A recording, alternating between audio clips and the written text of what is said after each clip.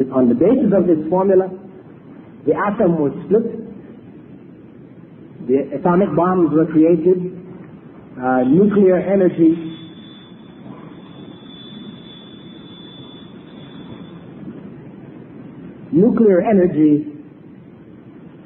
is utilized by man in various parts of the world. However,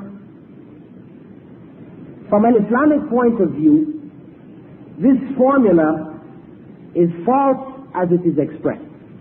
Because if we say that energy or matter can neither be created nor destroyed, we are saying in fact that energy or matter is uncreated, without beginning. This is God. God alone is uncreated, without beginning. When we say it cannot be destroyed, we're also saying it is without end. And we know that God alone is without end. All else in His creation comes to an end. So, within an Islamic context, this formula may be utilized, but a qualifying statement has to be added to it. We say energy or matter can neither be created nor destroyed by man. We have to add that qualifying statement. Otherwise, the statement as it exists gives to God's creation the attributes of God.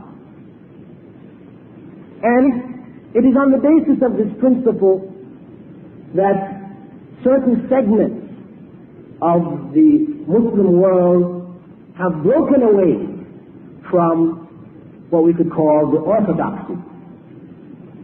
Because when we speak of Islam, Islam is one. There is only one Islam. Though it is common to hear people speak of Shiite Islam and Sunni Islam, we see this in the newspapers, as if there are two versions of Islam. But in fact, there is only one Islam. The Islam as embodied in the Quran and in the teachings of the Prophet Muhammad, may Allah's peace and blessings be upon him. So when we go and we look at that 15 or 10% of the Muslim world, which has been classified as Shiite Islam,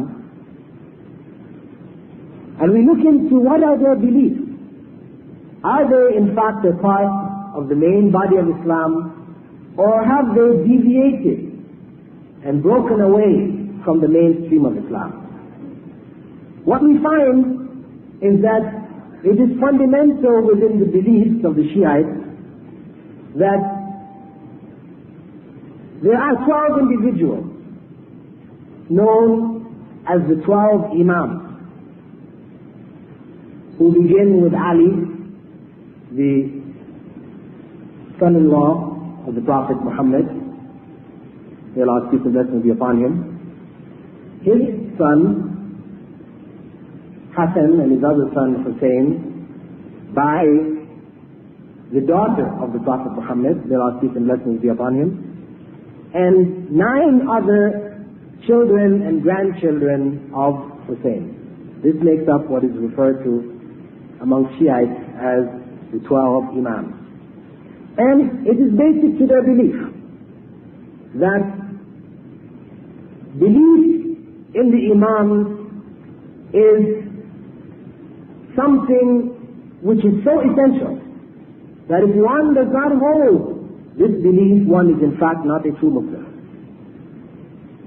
And this belief begins with the concept that the Imams are infallible. Infallible from birth to death. That is, they committed no errors from the time they were born till the time they died. Whether outwardly or inwardly, intentionally or unintentionally, they were free totally of any error. Now, this concept automatically is rejected by the main beliefs of Islam, in that it is God alone who is infallible. God alone who is free from error. God's creation is subject to error. This is the reality.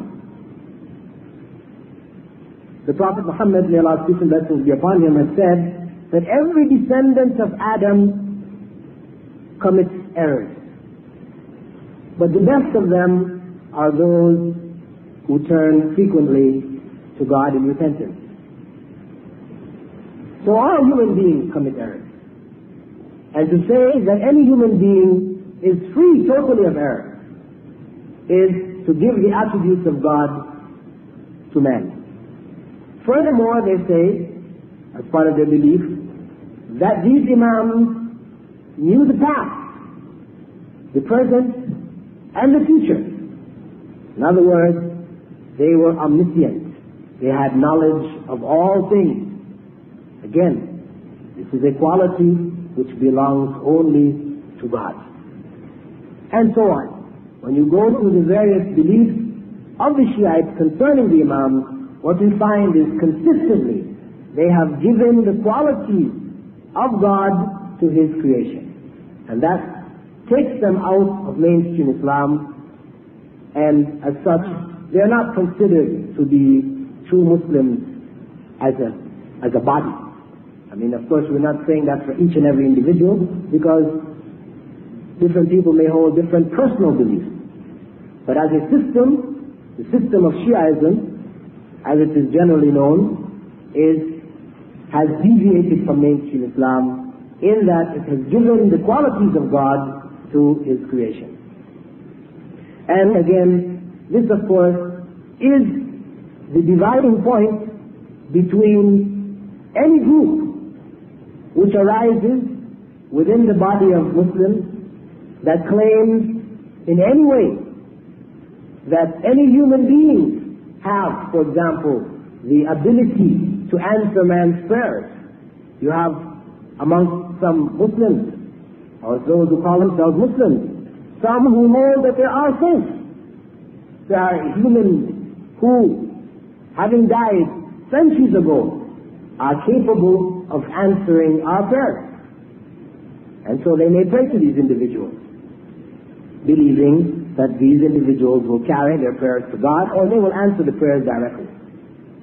Such beliefs take them out of Islam. Because, as I said in the very beginning, God is unique in that He alone is the one who can answer prayers. There are no intermediaries between God and man. I know, some people may say, well, you know, when you want to see the base commander, you can't just walk up, knock on his door, and walk into his office. You have to go to see your captain.